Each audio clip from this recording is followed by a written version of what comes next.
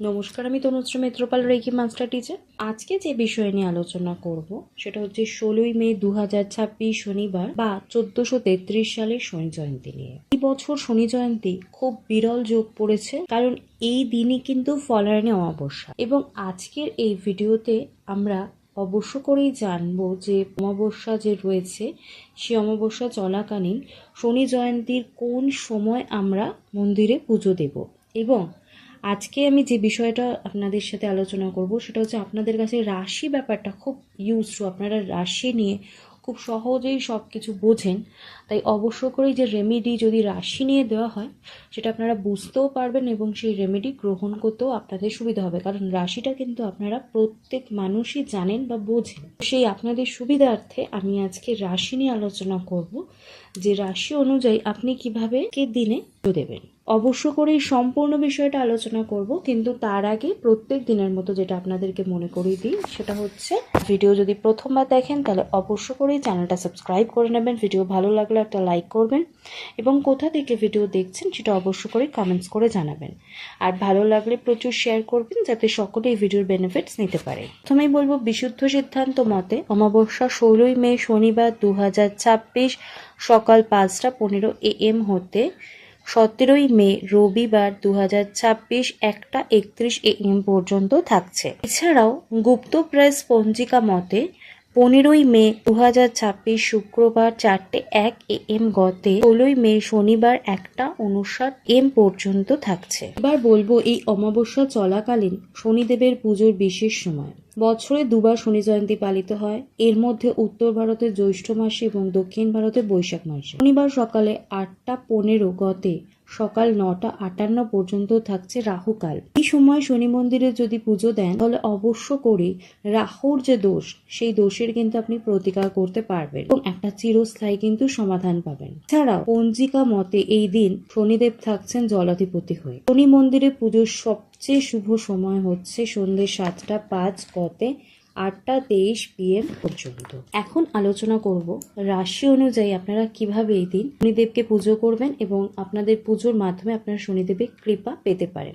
আগে বলেছি, তারপর আরেকবার বলে দিচ্ছি কেন রাশি অনুযায়ী আলোচনা করছি। তার কারণ রাশি যে ব্যাপারটা সেটা কিন্তু আমরা সবাই বুঝি, আমরা অনেকেই জানি আমাদের রাশিটা কি। তাই যদি রাশি অনুযায়ী আপনাদেরকে আলোচনা করি তাহলে আপনাদের বুঝতে সুবিধা হবে। সেই জন্যই কিন্তু আমি রাশি নিয়ে আলোচনা করছি বা রাশি অনুযায়ী আলাদা আলাদা করে আপনাদের টিপস দিচ্ছি। অবশ্য করে পুরোটা শুনুন। প্রথমে বলবো মেষ রাশি। এদিন আপনারা সর্ষের তেল ও কালো তিল নিবেদন করুন শনিদেবকে এবং সঙ্গে আপনারা বাড়িতে ফিরে এসে রাত্রিবেলা হনুমান চল্লিশা পাঠ করবেন। 2 নম্বর রাশি বৃষ রাশি নিয়ে বলবো। এদিন আপনারা লোহার পাত্রে সর্ষের তেল অর্পণ করুন এবং ওং শাং শনিশ্চরায় নমঃ মন্ত্রটি 11 বার জপ করুন শনি মন্দিরে। 3 নম্বর যে রাশি সেটা হচ্ছে মিথুন রাশি। আপনারা শনি মন্দিরে এই দিন কালো বিউলির ডাল অর্পণ করুন এবং এটা কিন্তু আপনাদের জন্য খুব শুভ হতে চলেছে। যে রাশি সেটা হচ্ছে কর্কট রাশি। কর্কট রাশি নিয়ে বলবো যে কালো তিলে তেল দিয়ে আপনারা প্রদীপ জ্বালান এবং এই প্রদীপটা আপনারা শনি মন্দিরে জ্বালাবেন। অশ্বত্থ গাছের তলায় কালো তিলে তেল সহ প্রদীপ জ্বালিয়ে আপনারা প্রদক্ষিণ করে প্রণাম করুন। এতে কিন্তু অবশ্য করে আপনারা বেনিফিটস পাবেন। নেক্সট বলবো সিংহ রাশি।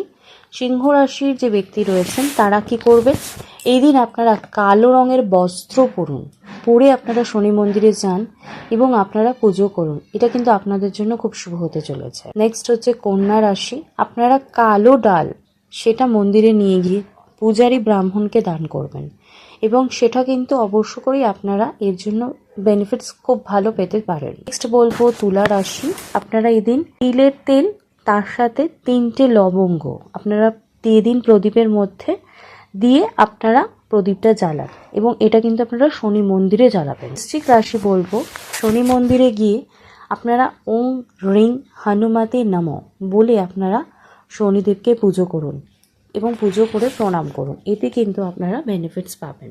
এরপর বলবো ধনু রাশির ক্ষেত্রে এদিন আপনারা হনুমান চল্লিশা পাঠ করুন এবং শনি মন্দিরে গিয়ে শনিদেবের পূজা দিন। এতে কিন্তু আপনারা বেস্ট রেজাল্ট পাবেন।